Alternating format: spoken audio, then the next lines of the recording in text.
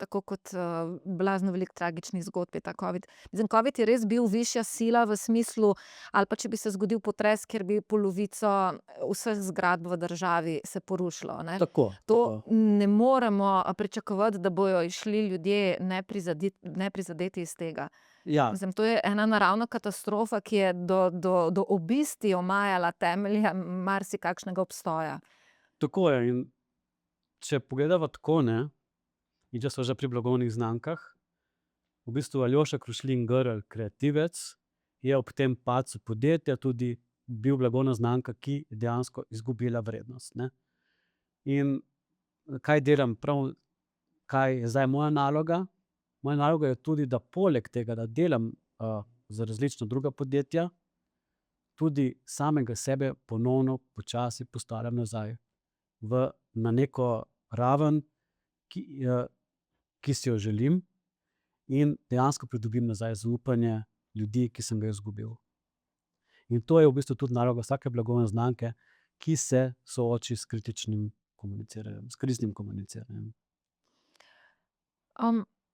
Jaz se zelo, zelo strinjam s tabo, kako zelo pomembno je, da se obdaš z ustreznimi ljudmi, z dobronamernimi, z ljudmi, ki te spodbujajo, ki iz tebe potegnejo najboljše, ki se ne zadovoljijo, saj je v redu, super si, ampak iz tebe izvlečejo tudi kakšne izzive. Ja. Ampak to je vprašanje za milijon evrov, kako najti take ljudi.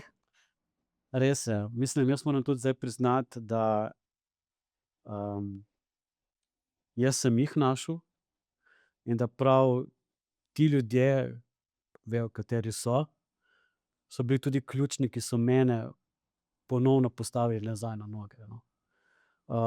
Na koncu dneva moraš vedeti, kdo je tvoj pravi prijatelj, in kot pravi star pregovor, šele ko gre vse narobe, vidiš, kdo je tvoj pravi prijatelj in kdo ne. In takrat, če jih lahko prešteješ na prste ene roke, si Zelo bogat. zelo bogat. In jaz brez teh ljudi, ki so me obkrožali in me obkrožajo in so me dvignili, ko sem bil čisto na robu, in ko nisem več vedel in videl naprej, ne bi danes bil, kjer sem, no. In tem ljudem je treba biti tudi hvaležen. Danes, ko učiš, ko si mentor, ko delaš arhitekturo blagovnih znamk, v bistvu tudi mlade oziroma vse, ki vstopajo na to pot, učiš, po kakšni poti naj grejo. Kaj so tisti osnovni principi, recimo, na katere prisegaš, in na kakšen način se recimo lotiš te gradnje strukture? Tako, v bistvu jaz moram reči, da zelo rad ustvarjam v Centru Rok. To je moj neki tak, recimo, kreativni hub. In tam je pač kavarnica, kjer se nas veliko zjutraj dobi, vsak dela nekaj svojega, ne, za svojim računalničkom, spijemo kavo in se tudi med sabo pogovorimo. In tam je tudi ogromno mladih ljudi, ki imajo vsak svoj startup. In mene res, kar me najbolj tako veseli, je jih poslušati in slišati in videti njihov entuziazem. In jaz pravim tako, vsak začetek mora imeti entuziazem, ki ne sme biti naravnan na to, kaj bom pa jaz od tega imel. Pa kako hitro bom zaslužil? Tako. In kakšen avto bom imel, ker tukaj največ podjetij pade prav zaradi tega, ko malo pridejo do nekaj prihodkov in začnejo lastnik nenadzorovano trošiti. Pač začetek je tak, faktor X, se pravi dodana vrednost, zakaj ti sploh ustvarjaš, kar ustvarjaš. Potem je pa jasna strategija, ki je narejena na podlagi analize, in potem sledi trdo delo. In tukaj to ne govorimo, da ti bo šlo samo navzgor. Pred časom sem govoril z mlajšim kolegom, ki je tudi letos prejel nagrado v bistvu slovenskega Forbesa 30 pod 30. In podjetje je uspešno, on je zelo uspešen. In sem ga vprašal, pa je bilo vedno tako. Rekel, ne, Aljoša, lansko leto je bilo vprašanje, ali bomo šli skozi ali ne. In to je čar podjetništva. Tako da jaz bom Pa rekel čez 3 leta bo lahko ponovno to vprašanje, saj to je problem, ne? tako. In danes ni več nečesa sigurnega. Nekoč je veljalo, ti si postavil podjetje in če je preživelo prvih 10 let, je to podjetje delovalo 100 let in več.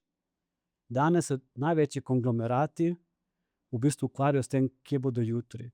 In nedavno sem v bistvu bil na enem posvetu pri pri največji založniški hiši pri nas, ki nekako išče svojo pot.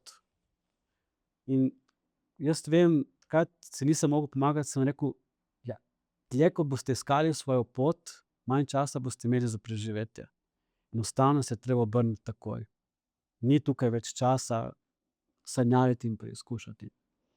In ko midva rečeva, da se je treba obrniti, pa prej si govoril o dodani vrednosti. Kaj to pomeni? Torej, kaj vse lahko sodi v nabor neke dodane vrednosti, ki jo neka blagovna znamka ima? Kaj je tisto, kar vse lahko denimo mene ločuje od nekoga drugega? Vaš DNK.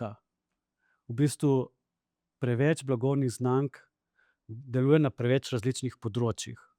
Ko vidiš, da imaš ti krizo, sprva dejansko odrežeš vse, kar je nepotrebno, kar ni tvoj core business. In tukaj začneš nazaj graditi temelje.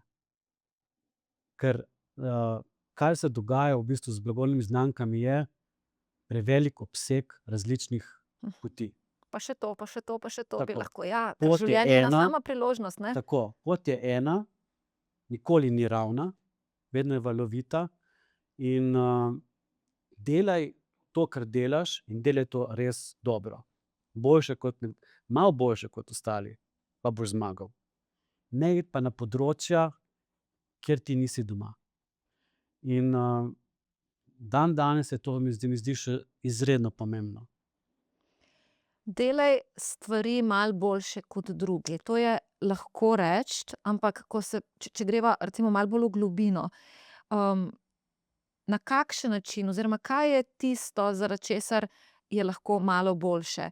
A pomeni, da preberem več knjig? A pomeni, da imam več mehkih veščin, ki jih zraven pripeljem?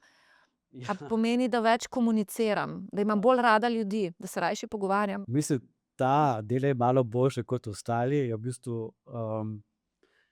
ta nasvet mi je dal sedanji, v bistvu že takrat direktor zimske divizije Elana, gospod Leon Korošec. In se mi zdi, da v bistvu je Elan neka blagovna znamka, ki najbolj opisuje ta stavek. Letos so ponovno naredili. Res je. Ravnokar, bova rekla v smučehu, Tako. ravnokar sem jih testirala. Noro. Exactly. Noro. In v bistvu, kaj je Elan? Elan je inovator, Elan je jasno prepoznavna blagovna znamka, ve, kaj je njihov doseg, ve, kdo je njihov kupec, in ob ključnem trenutku, ko je, recimo temu, so zimski športi oziroma zimske aktivnosti v velikem preizkusu, kako bodo preživeli na dolgi rok, je Elan šel ponovno ven z novo inovacijo na področju, kjer je v bistvu number one. In tukaj se mi zdi ta pomembnost, no. Res je. Odmevi, ki jih imajo letošnje Elanove smuči, a je bilo sploh lahko boljše? Ja, lahko, to je res unbelievable. No, jaz jih še nisem preizkusil, se pa veselim.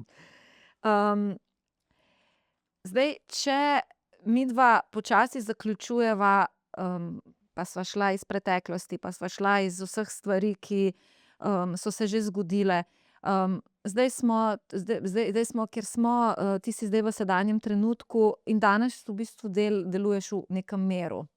Tako je. Je to stanje, ki traja, ali je to nekaj, kar sam sebe prepričuješ, da si v miru, pa vseeno doživljaš napade panike, napade strahu, občutke krivde in še vse, kar je tega zraven?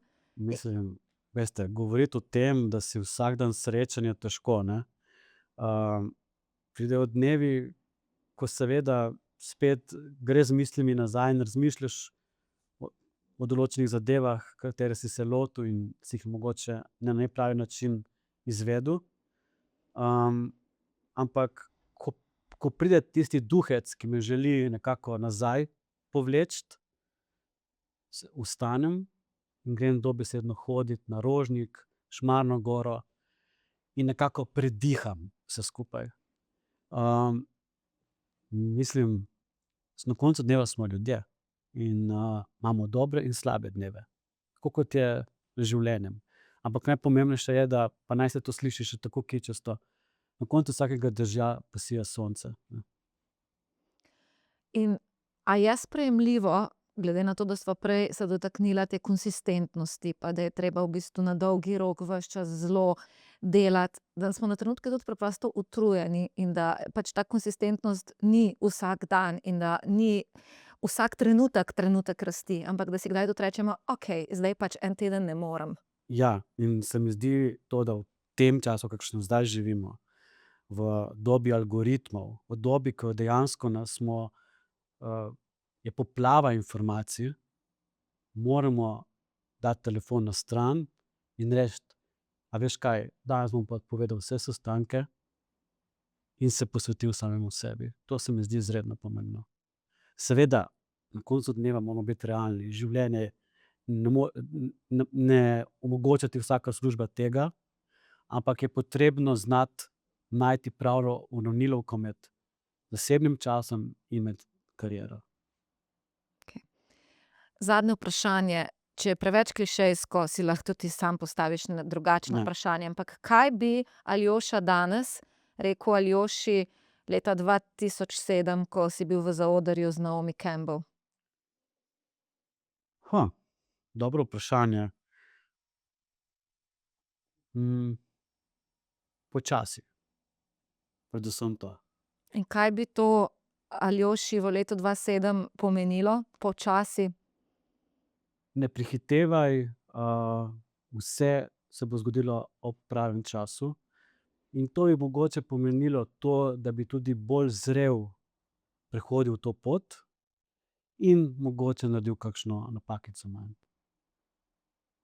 Aljoša, iskrena hvala.